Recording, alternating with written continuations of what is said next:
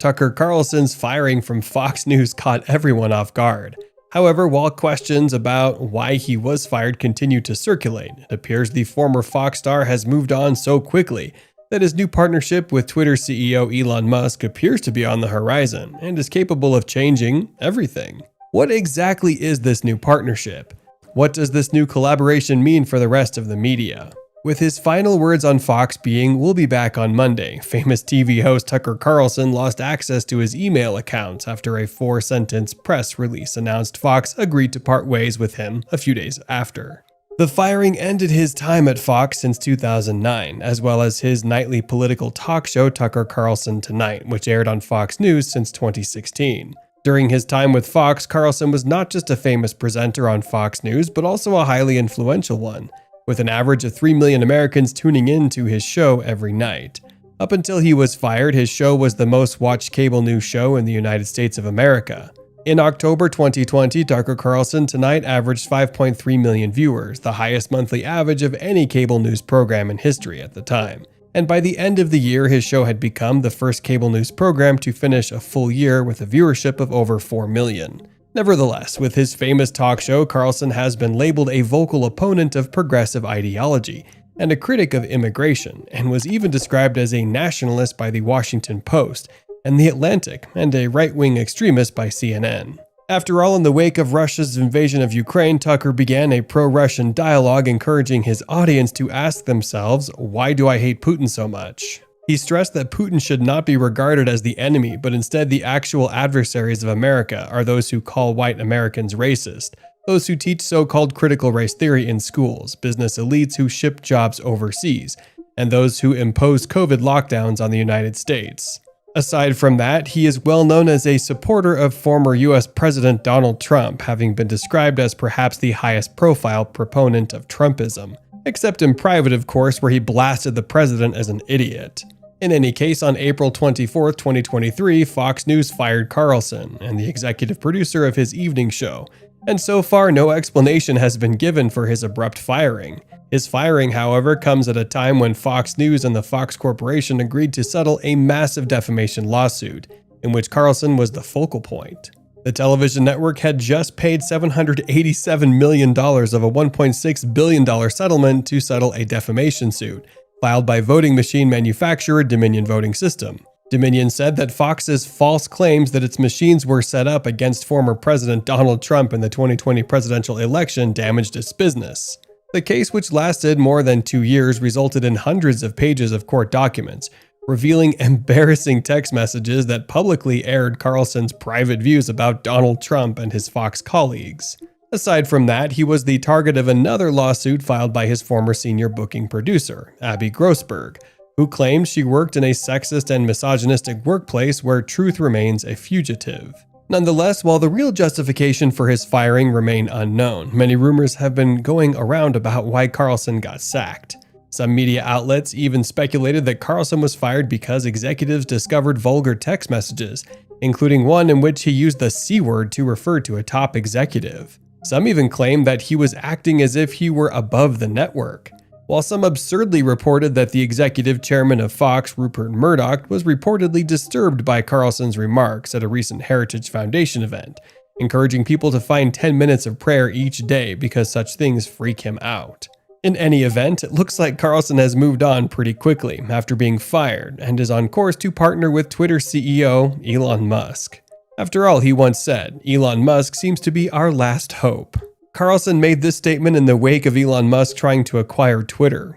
Carlson had at the time had his Twitter account briefly suspended for supporting a tweet that misgendered Assistant Secretary of Health Rachel Levine, the US highest-ranking openly transgender official. The Tesla CEO's purchase of Twitter, according to Carlson, unshackled him and might be a pivot point for conservatives who have made unfounded claims that Twitter is restricting what they can say on the app.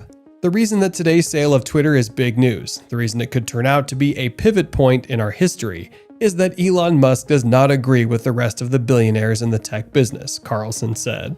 He pointed out that Musk believes in free speech and thinks everyone should be able to speak, including people who disagree with him, as opposed to the CEOs of Facebook, Google, Apple, and Amazon.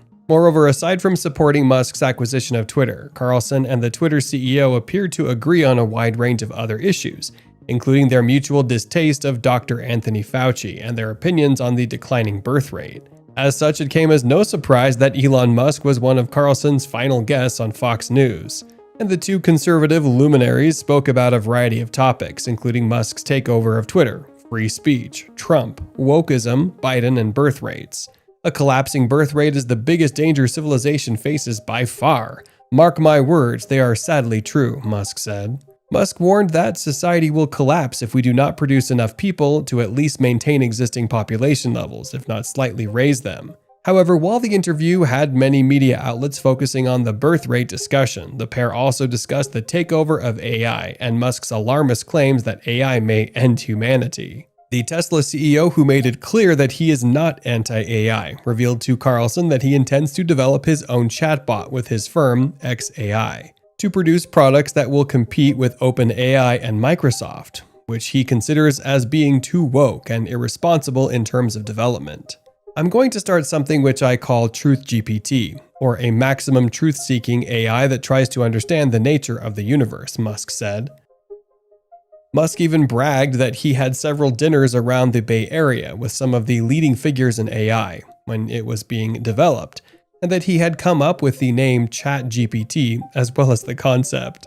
In any case, Musk advocated for a brand new regulatory body to address AI danger in the interview with Carlson because he thinks that the government should step in to direct technological progress in a way that is consistent with human values. After all, it seems to be a tendency that the majority of media organizations and social media platforms are engaged in some sort of crusade of censorship and policing of alleged misinformation, something Musk detested to the point that he indicated it was one of the reasons he purchased Twitter. Musk emphasizes that unchecked AI growth threatens humanity's evolution and must therefore be regulated, and that he thinks that wokeism and left-wing bias should be kept well away from the development of AI. He made it clear that free speech will make a hypothetical AI safer by giving it access to material that gives it a better understanding of mankind and allowing it to be trained on that data. This might be the best path to AI safety, in the sense that an AI that cares about understanding the universe is unlikely to annihilate humans because we are an interesting part of the universe, Musk explained. Musk and Carlson's fears are, however, valid, as the danger of training AI to be woke is certain to lead to manipulation in the long run. A vivid example of why Musk and Carlson's fears are valid was evidenced by Pedro Domingos, a computer science professor at the University of Washington, when he asked ChatGPT a series of questions. He showed proof that while the chat AI was able to tell jokes about men, it preferred not to tell jokes about women, because doing so would be offensive or inappropriate. Besides that, when Domingos asked the bot to list 5 things white people need to improve, it provided a detailed response that included understanding and acknowledging privilege, and being active listeners in conversations about race. The bot, however, refused to comply when asked to do the same for Asian, Black, and Hispanic people, because such a request reinforces harmful stereotypes. There were so many other examples that demonstrated the leftist bias in the AI chatbot responses. However, Musk and co-founder for OpenAI, who left the organization's board in 2018, acknowledged that he put a lot of work into establishing the group to act as a counterweight to Google. However, the organization, which was initially non-profit, has since turned for profit and is now closely allied with Microsoft. And since Google, DeepMinds, and OpenAI are currently the 2 market leaders, he wants to provide a third option to compete with them. I think I will create an option, although it's starting very late in the game, of course, but I will. I will try to create a third option, and that third option hopefully does more good than harm, Musk said. Since the interview, Tucker Carlson has been laid off from Fox News and his show suddenly canceled. However, that hasn't stopped many from asking that the Twitter CEO hire the cable TV rating king, because they think their incredible team is one of the conservatives would appreciate. Elon Musk should hire Tucker Carlson and start a video service to compete with YouTube, a user tweeted at the tech guru. In response, he tweeted that rather than hiring anyone, it would be preferable to simply allow content creators to thrive on this platform without using excessive supervision. His comment comes after his plan to turn Twitter into an all-encompassing program, similar to Chinese apps, which have allowed influencers and content producers to monetize their work. In contrast to Alphabet, TikTok, and Meta platforms like Facebook and WhatsApp, The tech mogul ensured that Twitter did not take a cut and introduced a subscription option. According to Musk, the majority of revenue goes to the creators. Content creators may wish to enable subscriptions on this platform. Just tap on the monetization and settings, Musk posted on Twitter. As a result, should Carlson choose to utilize Twitter to create content, the social media app can now compete with big tech companies in such a way that makes them the new blueprint for many media and social media platforms. After all, having a populist pundit who averaged more than 3 million viewers a night on a revised Twitter is a model unlike any other. Nevertheless, Carlson's use of Twitter to break his silence since being fired seems to suggest that their plans have already begun. For the first time since he was abruptly let go, Tucker Carlson broke his silence when he uploaded a video on the Elon Musk-owned social media platform. In the cryptic 2-minute video on his Twitter account, he offered a broad criticism of the status of American dialogue. Carlson, who is unemployed for the first time in a long time, noted how many really kind people there are when you take a few days away from the noise. The other thing you notice when you take a little time off is how unbelievably stupid most of the debates you see on television are. They're completely irrelevant, they mean nothing. In 5 years, we won't even remember we heard them, trust me, as somebody who participated, he added. So at least he sees his role in all these stupid debates. In the video, he further explained that the significant issues that would shape our future get absolutely no discussion at all. He questioned when was the last time we engaged in a meaningful discussion about an issue that genuinely affected us, noting that such discussions are no longer acceptable in our society due to the woke culture we now inhabit. And to make matters worse, it seems that both political parties in the US have agreed on what will only benefit them, suppressing everything and anybody who is opposed to them. He further questions the ridiculousness of New World and those that support it. And while he did not address his sack in the video, he assured his fans that they haven't seen the last of him when he said this. "Where can you still find Americans saying true things?" he said. "There aren't many places left, but there are some, and that's enough. As long as you can hear the words, there is hope. See you soon." So I think we should be cautious with AI because it affects it's a danger to the public. So I'm sort of worried that, hey, civilization, if we don't make enough people to at least sustain our numbers, perhaps increase a little bit, then civilization is going to crumble.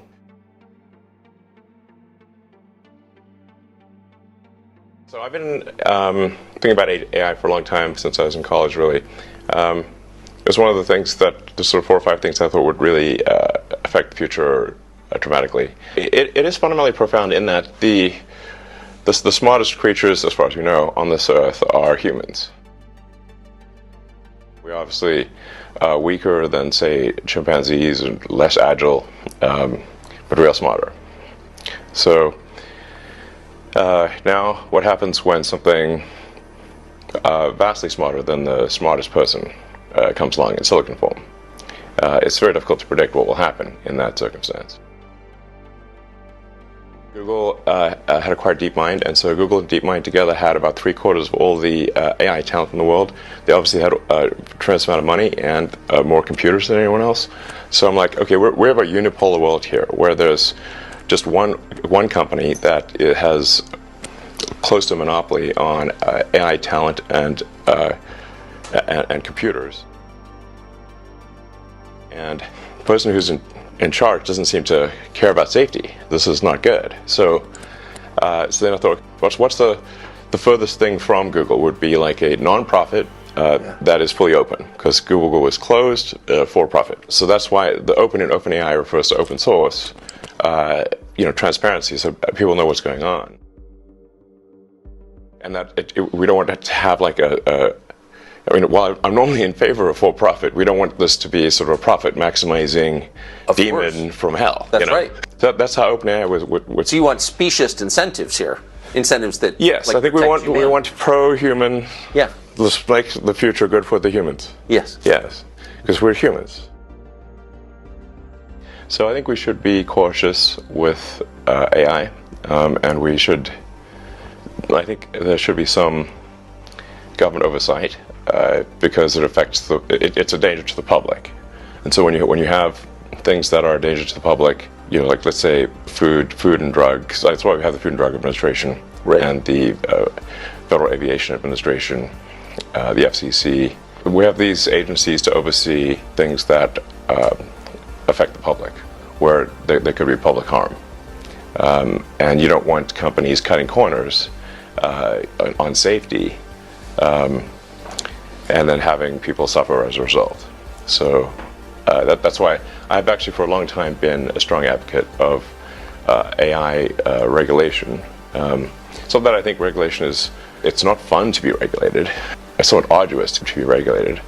I have a lot of experience with regulated industries because automotive is highly regulated. You could fill this room with all the regulations that are required for a production car just in the United States, and then there's a whole different set of regulations in Europe and China and the rest of the world. So I think we should take this seriously, and we should have a regulatory agency. I think it needs to start with a group that initially seeks insight into AI, then solicits opinion from industry, and then has proposed rulemaking, and then those rules will probably, hopefully, grudgingly be accepted by the major players in AI. And I think we'll have a better chance of advanced AI being beneficial to humanity in that circumstance. But all regulations start with a perceived danger. Planes fall out of the sky, or food causes botulism. Yes. I don't think the average person playing with AI on his iPhone perceives any danger. Can you just roughly explain what you think the dangers might be? The danger, really, AI is perhaps more dangerous than, say, mismanaged aircraft design or production maintenance or bad car production, in the sense that it has the potential, however small one may regard that probability, but it is non-trivial. It has the potential of civilizational destruction. There's movies like Terminator, but it wouldn't quite happen like Terminator because the intelligence would be in the data centers. Right. The robot's just the end effector. But I think perhaps what you may be alluding to here is that regulations are really only put into effect after something terrible has happened. That's correct. If that's the case for AI, and we only put in regulations after something terrible has happened, it may be too late to actually put the regulations in place. The AI may be in control at that point. You think that's real? It is conceivable that AI could take control and reach a point where you couldn't turn it off, and it would be making the decisions for people. Yeah, absolutely. Absolutely. No, that's definitely the way things are headed.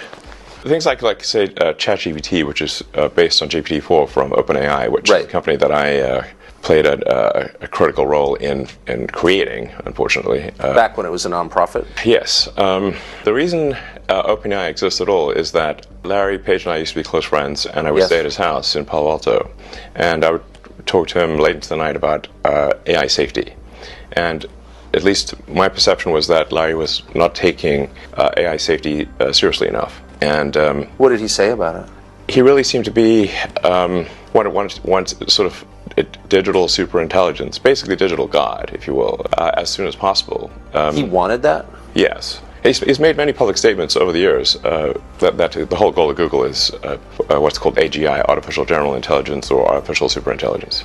And I agree with him that there's great potential for good, but there's also potential for bad. And so if you've got some radical new technology, you want to try to take a set of actions that maximize the probability that it will do good and minimize the probability it will do bad things. Yes. It can't just be hell for leather. It's just go, barreling forward and, hope for the best. And then at one point, I said, well, what about, we're going to make sure humanity's okay here. How can you have a democracy with technology like that? I mean, if democracy is, government by the people, each person's vote is equal to every other person's vote, and people are choosing their votes freely, can you have a democracy with this? Well, that's why I raised the concern of AI being a significant influence in elections. And even if you say that AI doesn't have agency, well, it's very likely that people will use the AI as a tool in elections. If the AI is smart enough, are they using the tool, or is the tool using them? So I think things are getting weird, and they're getting weird fast. So you've seen a couple regional bank collapses. Yeah. And we've been told that's not a big deal, that these are isolated and each one collapsed for unique reasons. It's not systemic in any sense. What's your sense of the stability of the American banking system? Well, it's actually at this point a global banking system problem. Of course it is. So, We have a situation here where it's not that the canary in the coal mine has died, but the miners are starting to die too. Silicon Valley Bank collapsing overnight is one hell of a big canary. It's more like a turkey. I mean, it's not like some small fry thing. I think that there is a serious danger with the global banking system.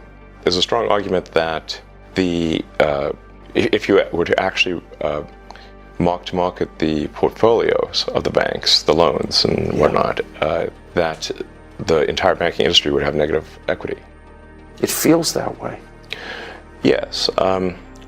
So if you look at, say, commercial real estate, like offices and whatnot, the whole work-from-home thing has substantially reduced office usage in cities around the world. I think San Francisco's at 40% off. San Francisco is like an extreme example, but I think it's on 40% vacancy. Even New York has. I think almost all cities at this point have record vacancies in commercial real estate. But the commercial real estate used to be something that was a grade A asset. If a bank had commercial real estate holdings, those would be considered of the highest security, some of the safest assets you could have. Now that is not the case anymore. One company after another is canceling their leases or not renewing their leases, or if they go bankrupt, there's nothing for the bank who owns that real estate to go after, because they're previously strong company, now dead. What do you go after at that point? We really haven't seen the commercial real estate shoe drop. That's more like an anvil, not a shoe. So the stuff we've seen thus far actually hasn't even. It's only slightly real estate portfolio degradation, but that will become a very serious thing later this year, in my view. I think if we see, which we're likely to see, a drop in house prices because the interest rates are too high, and for most people when buying a house, they look at the monthly payment. Of course. If you're a 30-year mortgage, the vast majority of it is interest. So if the Fed rate is high, you have a high base interest rate. Effectively, the price you can pay for the house drops because you now have to pay more interest, which means that if you've got a fixed monthly payment, you can now afford to buy a house for less money. It effectively drops the prices of houses. Yes. This is the kind of thing that tends to accelerate, so that then you can get negative equity in the home market as well.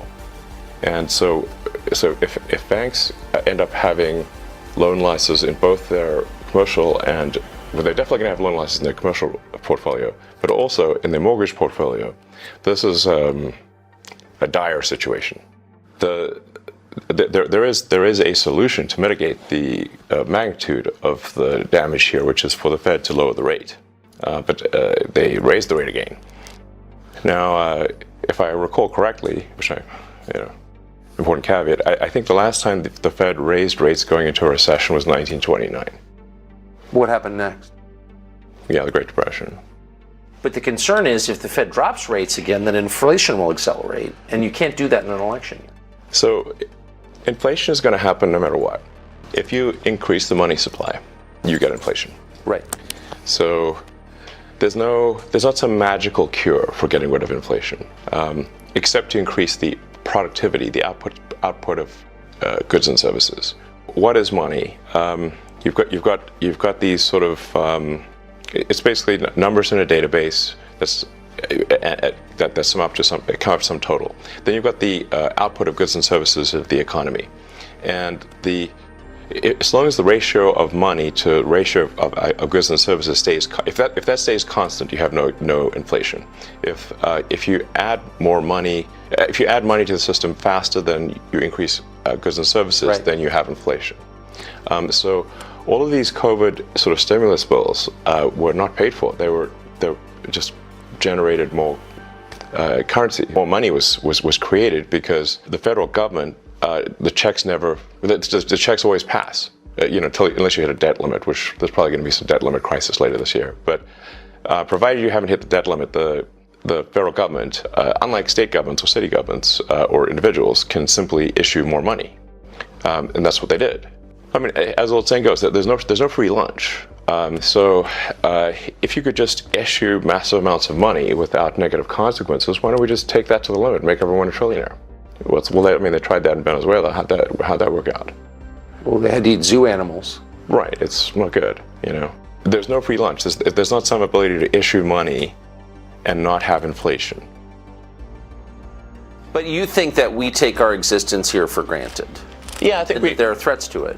Yeah, exactly. So I just think we should not assume that civilization is robust. And if you look at the history of civilizations, the rise and fall of the ancient Egyptians, the ancient Sumerians, Rome, there's throughout the world there've been the rise and fall of many civilizations. So there's an arc, there's sort of a life cycle arc to civilizations, just as there is to individual humans. Yes. And I think we just want to make sure that we have civilization go onward and upward. That's, for example, why I'm concerned about decreasing birth rates and the fact that, for example, Japan had twice as many deaths last year as births. So that's they're a leading indicator. Can I say, and you've written and talked a lot about this, but can I just ask you to pause just for a parenthetical note? Why is that? I mean, the urge to have sex and to procreate is, after breathing and eating, the most basic urge. Yes. How has it been subverted? Well, it's just in the past we could rely upon simple limbic system rewards yes. in order to procreate. But once you have birth control and abortions and whatnot, now you can still satisfy the limbic instinct, but not procreate. So we haven't yet evolved to deal with that, because this is all fairly recent, the last 50 years or so, for birth control. So I'm sort of worried that, hey, civilization, if we don't make enough people to at least sustain our numbers, perhaps increase a little bit, then civilization is going to crumble. There's the old question of will civilization end with a bang or a whimper? Well, it's currently trying to end with a whimper in adult diapers. Yes. Which is depressing as hell. In this country, we have more firearms in civilian hands than we have civilian hands. Imagine a system where the person who's been charged is no longer allowed to defend himself. But if you're talking about rights, you at some point want to identify the most basic human right of all. What is that? Well, of course, it's the right of self-defense. That's the essential right upon which all other rights depend. If you can't defend yourself, you can't defend your family and your property, you don't have any rights at all. You're a slave by definition. So you may be wondering, in this moment of creeping authoritarianism, how is the right to self-defense doing in our country? Self-defense, the cornerstone of all freedoms, without which you cannot be free, you are owned. Self-defense is becoming illegal, in effect, in a lot of places. And not just in very liberal places, like New York City, even in states with some of the strongest self-defense laws on the books. Arizona, for example, allows residents to shoot trespassers on their property. The fact that so many Americans have a firearm within reach but never commit violence tells you that guns are not the problem. Most people in this country can be trusted with an AR-15, just as we can be trusted with cars and light aircraft and electricity and baseball bats and insecticide and chainsaws and pruning shears and countless other objects that could easily double as weapons. So now this very same system, the system that imprisoned Jose Alba and chained Musa Diarra to his hospital bed, this Soros-inspired and backed system, is putting Joe Biden's main political opponent in the upcoming presidential race on trial for a crime that's not actually a crime. This is the political tyranny part of anarcho-tyranny.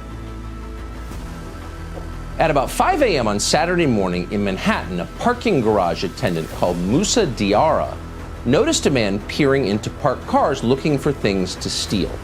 Now that's a familiar scene in New York City. Alvin Bragg, who is the local Soros-funded DA, has decided that prosecuting car burglaries is a form of white supremacy. As a result, not surprisingly, car burglaries have risen quite a bit. Musa Diarra, the attendant, is not white, but apparently he's sick of watching other people get robbed, so he told the man to get out, leave the garage.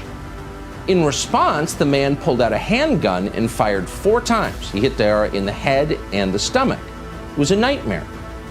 But somehow, Moussa Diarra had the presence of mind to wrestle the gun from the man and then fire back before the man could shoot him or anyone else. By the time police arrived, both men were lying on the sidewalk bleeding. Now, what do you think happened next? In a sane, self-respecting society, Moussa Diarra would have received a medal, if not a ticker tape parade. But in the city of New York, he was arrested and charged with attempted murder and illegal possession of a gun, the same gun that had been used to shoot him. Diarra woke up in Bellevue Hospital shackled to his bed. The New York Post ran this picture. It's of him sobbing.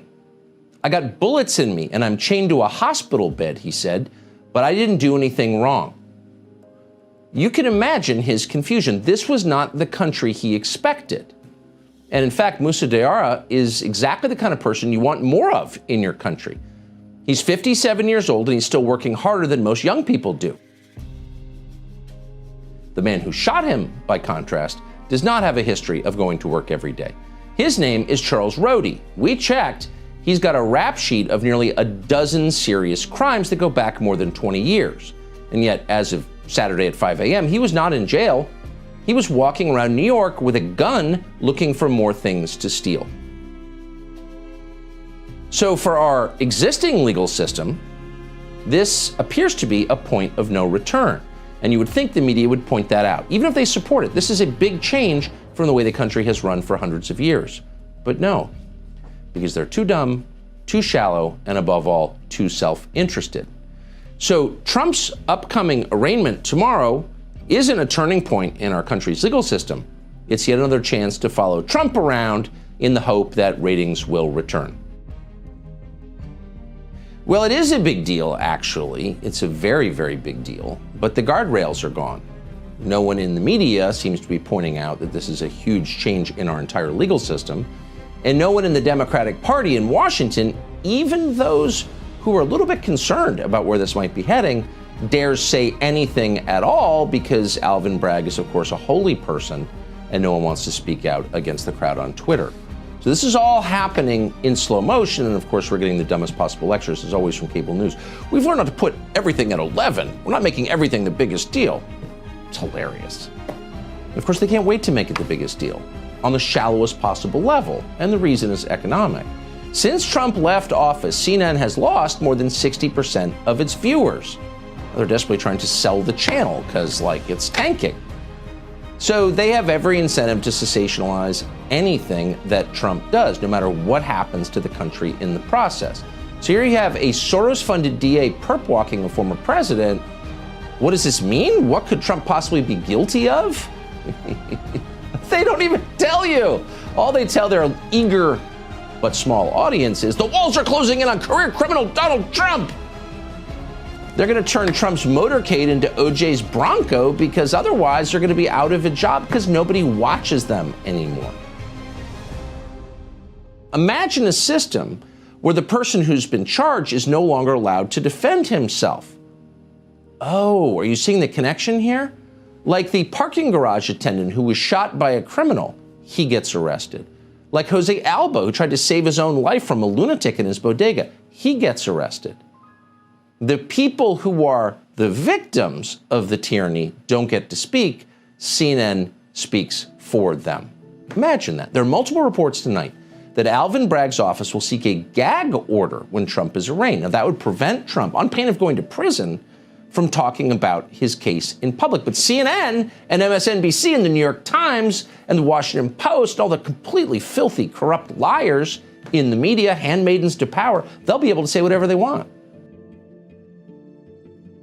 And it's possible you've heard an advocate for gun control say that in this country we have more firearms in civilian hands than we have civilian hands. And that is true, actually. The total American population is about 332 million people, and collectively they own more than 400 million firearms. About half of all U.S. households have at least one gun at home, and many have much more than that. Plus they have ammo, billions and billions of rounds of it. Those are all real numbers, but they are hardly an argument for gun control. They're an argument, in fact, against it. Ask yourself, what would it require to confiscate all those guns and all that ammunition and turn the United States into a disarmed nation like Turkmenistan or North Korea? Well, it would take a police state, and it would end in civil war. No sane person wants either one of those things, but thankfully, we don't need them. In the late 19th century, researchers finally decided that infection is spread by germs, and as a result of that conclusion, surgeons are now required to wash their hands before they cut you open. Everybody agrees that this is progress. But what if we had refused to learn how infection is spread? What if we just didn't want to know? Well, appendectomies would still be fatal, and we would be a backward, ridiculous, uncaring people. It's impossible even to imagine that. And yet, on the question of violent crime, of murder, it's very easy to imagine that because it's happening. Our leaders are determined not to know why people shoot each other, and they don't want us to know either. They're adamant that we do not ask questions about motive. It seems, for example, like an awful lot of mass shooters have taken prescription psychiatric drugs in the days before they opened fire and killed others. Have you noticed that? Maybe you have noticed that. Good luck saying it in public. You'll be shouted down immediately by someone with an advanced degree. How dare you criticize Big Pharma? What are you, a conspiracy nut? No, actually you're not. You're someone who cares about cause and effect. You're a rational person. The only conspiracy here is the one designed to prevent you from figuring out why mass shootings keep happening. Consider the killings that took place on Monday in Nashville. The killer was a 28-year-old female transgenderist who shot her way into a Christian elementary school and murdered 3 9-year-olds and 3 adults. Why did she do that? In a rational country, that is the very first question we would ask. In our country, it's the last question. In fact, often it's never asked at all. On those rare occasions when somebody finally manages to wonder out loud about motive, our leaders immediately start lying, which should tell you a lot. How about some examples? Consider 2 shootings that took place at gas stations in the past year in the United States. The first shooting occurred around 2 p.m. on October 6th in the state of Missouri. A 23-year-old felon called Javon Taylor, who had a long criminal record, convictions for armed robbery, for example, began threatening a female clerk apparently because the gas station didn't carry the kind of cigars that he wanted. That's when an off-duty fireman called Anthony Santee, who was inside, decided to step in. He told Javon Taylor to leave the store. Well, in response to that, Taylor began threatening him and then ran toward his SUV outside. Santee followed him outside because he suspected that Javon Taylor would retrieve a gun from the car, and that's exactly what he did. Javon Taylor pulled an illegal handgun with an extended magazine from his SUV. Santee, not wanting to get shot, put Taylor in a headlock, and that's when Javon Taylor handed the gun to his girlfriend, and his girlfriend shot the unarmed fireman in the back, killing him. It was an execution. It's not a close call. The footage is online. We're not going to show it to you because it's awful, but if you have any doubt, you can watch it. So there's no debate about what happened here. And yet the local social justice DA, Jean Peters Baker, refused to press charges against the person who killed the firefighter. Now, why? Well, there may have been a political component, and we know that because online, BLM activists immediately celebrated the killing. So a guy with a criminal record and a knife in his hand starts trashing your store and then runs outside to his car. You see, Naz told police later that he shot Marquis Demps because he feared for his life. He thought the guy was going to get a gun and come back and kill him. And that's a reasonable fear, of course. The Anthony Santee's murder demonstrates that it is. But in this case, the DA, a Soros-funded anti-police political activist called Jose Garza, is pressing charges against the clerk. He wants Yassine Naz, a man who is widely respected in his community, a man who actually contributes to our society, as you just heard. He's trying to send that man to prison for the rest of his life. So, but these 2 cases together, consider them in tandem. What's the message? Well, the message is if a violent felon starts terrorizing people in your store, ripping your store apart, on which you rely for your livelihood, you can't do anything. If he goes back to his car to get a gun, you have to let it happen. So get shot or go to jail for the rest of your life. Those are your choices, which of course are not really choices at all. And these are not isolated cases that we cherry pick to make some polemical point. It's happening everywhere. Some people, the New York Times has explained, have views that are so reprehensible. These people are physically off limits. You cannot be in the same room with people like that. You can't talk to them. You can't ask them questions. Their opinions are like smallpox, communicable and deadly. These are the thought criminals, and thought crimes are the only crimes that matter. Other crimes, not such a big deal. Murder and rape and carjacking, nah. As the New York Times has often told us, people who do those things are the victims of your racism. So news of this case obviously traveled past Arizona, and people were justly outraged by what is being done to this man. So people tried to raise money to pay that bail on GoFundMe. But GoFundMe wouldn't allow that. This elderly man rotting in jail while his wife lives alone on a border that the Democratic Party has kept open, you can't raise money for his bail. They shut down, GoFundMe shut down the effort to raise bail for this guy. Now, of course, you can raise money for BLM as they burn our country down to make sure Donald Trump is not reelected, but you're not allowed to raise money for people who are being held on $1 million bail on first-degree murder charges for defending their own property along an open border. True insanity, and a danger to all of us. And let's have a national referendum on what ought to happen to the man who shot the armed robber. You're eating with your family in a restaurant, some lunatic in a mask comes in and shoves a gun in your face, which you think is a gun, and steals your money. And somebody stands up and shoots him back. What percentage of Americans think that guy should go to jail? Right around 0, probably. But Houston police, along with the county district attorney, are putting that man in front of a grand jury to send him to prison. They're saying he shot the criminal one too many times. Okay. It's not hard to see why people are making sure they're putting down violent thugs. If they don't, they'll get out of jail and start terrorizing more people. Cultivating joy and love wherever you go. This in response to the murder of children by a self-described trans person. You're the victim, transgenderists, not the dead children in Nashville.